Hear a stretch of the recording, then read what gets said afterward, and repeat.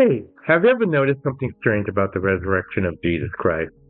The New Testament insists that Jesus rose from the dead and on the third day according to the scriptures.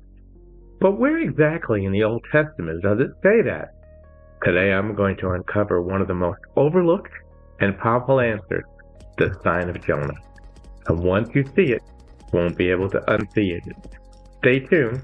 This is Pastor Ken. We're going to get into that today on today's show.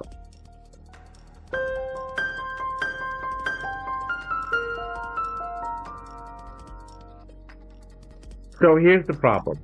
There is no obvious Old Testament verse that clearly says the Messiah would rise on the third day. Some point to Hosea 6:2, but the passage is about Israel, not the Messiah. So what are the scriptures talking about? Jesus answered this quite clearly in Matthew 12, when some of the scribes and Pharisees answered him, saying, "Teacher, we wish to see a sign from you." But he answered them, "An evil and adulterous generation seeks a sign. But for you, no sign will be given except the sign of the prophet Jonah. For Jonah was 3 days and 3 nights in the belly of a great fish. So will the Son of Man be 3 days and 3 nights in the heart of the earth. The men of Nineveh will rise up at the judgment in this generation and condemn you, for they repented, but at the teaching of Jonah, and behold, something greater than Jonah is here." So Jesus himself is talking about his death, burial, resurrection. Let's look into that some more. Let's straighten this out from the very beginning. The book of Jonah is not a children's story. The pictures of him inside the whale and all of these pictures is nonsense. The truth of the matter is, God prepared a great fish to swallow him and keep his body kept while they had a discussion. Because if you know anything about the book of Jonah, Jonah constantly argues with God. I mean, to the point of, ridiculousness. So, who was Jonah? He was a prophet. And he disobeyed God when he was told to go to Nineveh. So let's look at the story together. Now I'm going to read the book of Jonah. Let's go over it as we go. And we're going to go over why it shows you the sign of Jonah. It shows you the sign of Jesus' death, burial, and resurrection. So let's take a look at it. "I called out for my distress to the Lord, and he answered me. I cried for help from the depth of Sheol." Where is Sheol? The place of the dead. "You heard my voice. You had cast me into the deep, into the heart of the sea, and the current engulfed me. All your breakers and billows passed over me. So I said, I have been expelled from your sight. Nonetheless, I will look towards your holy temple. Water encompassed me to the point of death. The great deep engulfed me. Weeds were wrapped around my head, and I descended into the roots of the mountains." In Jewish culture, that is death. Hell, or the place of the dead, is under the great mountains. "The earth with its bars was around me forever, but you have brought my life up from the pit."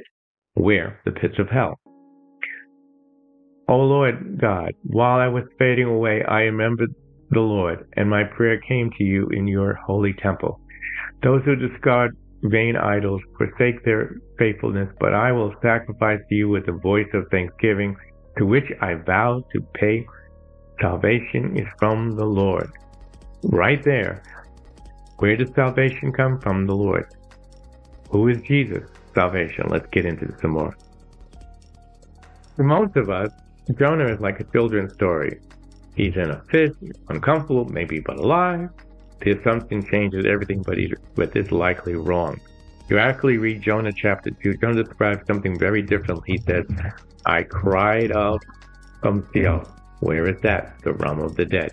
Like he descended into the pit. Where is that? To the point of hell. The waters closed over him to the point of death. His life was brought from the grave. Not metaphors for discomfort. In the Old Testament, descriptions of death are more striking, where it says, in the text, in Hebrew, his life, his breath was fading. In other words, he was dead. Jonah didn't almost die. He died. and God brought him back to life. Now let's look at the resurrection parallel of Jesus in the tomb. Now the connection is becoming more clearer. Jesus isn't just saying, hey, I'll be in a place for 3 days like Jonah. He's saying, just as Jonah died and was raised, so will I. Just as Jonah died and was raised, so will I. There's even a linguistic connection. When God tells Jonah to arise, the Hebrew word is gum. The same word shows up when Jesus raises Jairus' daughter. Remember, he finds out that Jairus' daughter is dead, but he says, don't worry, she's asleep. And he says, Kaluka kam, I may be pronouncing that wrong, little girl, arise. This is the resurrection language. So the sign of Jonah is not just weak and loggy. It's a prophetic pattern. So let's look at the bigger miracle here. In the Old Testament, remember I said to you, the whole point of this is to find it in the Old Testament to prove that resurrection power was there. In the Old Testament, people had been raised from the dead before. Remember in 1 Kings, the story of Elijah, when Elijah raised the widow's son, and then he raised another. And even later on in the story, Elijah had perished, but they opened Elijah's tomb and threw a dead man in there, and as soon as he touched Elijah's bones, he came back to life. So resurrection alone is not something that's not happened before. But Jonah's story includes something far more shocking. The people of Nineveh repented. And that's huge. Nineveh wasn't just any city. It was the capital of Assyria, a brutal enemy of Israel, a symbol of violence and idolatry. Jonah didn't want to go there because he hated them. And yet, after Jonah's resurrection, the entire pagan city turned to God. Isn't that amazing? Let's look at the full meaning of what that means. We can finally understand what Jesus meant when he said the sign of Jonah. The sign wasn't just death, burial, and resurrection. It was after the resurrection, the Gentiles repented. And Jesus was saying, just like Jonah rose, like Nineveh repented, I will rise and the nations will turn to God. And that's exactly what happened. What was the result of Jesus' death, burial, and resurrection? A small group of Jewish fishermen with no power, no army, no wealth, somehow marked a movement that spread across the Roman Empire, reached Europe, Africa, and Asia, and turned an idol-worshipping cultures into the God of Israel. That's exactly what the prophets foretold. All the nations will be blessed in Genesis 12:3. All the nations shall flow to the mountain of the Lord, Isaiah 2. Many peoples and strong nations will seek the Lord, Zechariah 8.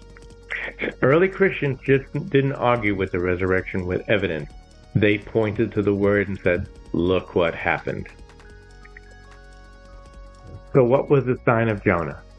It's not just a time marker. It's a prophetic blueprint. A man dies. A man rises. And the nations repented. And in Jesus, the pattern reaches its fulfillment. The resurrection isn't just an historical claim, but it's part of a bigger picture that was written centuries in advance and is still living in aftermath. If you've enjoyed this information, please don't forget to like, share, and subscribe to the channel. You can give your thanks by hitting the thank you button. And check out my other videos. And if you would like to accept Jesus Christ as your Lord and Savior, or would like to recommit yourself, you can do that right now. Check out my merchandise store. We do have other Bibles and things for sale for your needs. Also, let's just do that right now. If you would like to recommit yourself to Jesus or accept Jesus Christ as your Lord and Savior, just call and say the same prayer I'm saying. Lord, I'm a sinner. I've made many mistakes. Many of them I believe I could not be forgiven. But I know that you died on a cross, was buried, and rose from the dead. And because of that, I can have life with Jesus, life with God. and I accept you as my Lord and Savior, and I want to follow in your ways. And if you've done that, please put that in the comments. Don't forget to like, share, and subscribe. And also find yourself a good Bible-believing church, an Assembly of God church or similar. And also, you get yourself a good Bible, the New King James, NIV. I'll list you a couple Bibles where you can start reading. Start with the book of John and move to the book of Acts and just continue reading. And again, find yourself a good Bible-believing church. And until next time, this is Pastor Ken. We love you. God bless you. And we want to hear from you. In Jesus' name, amen.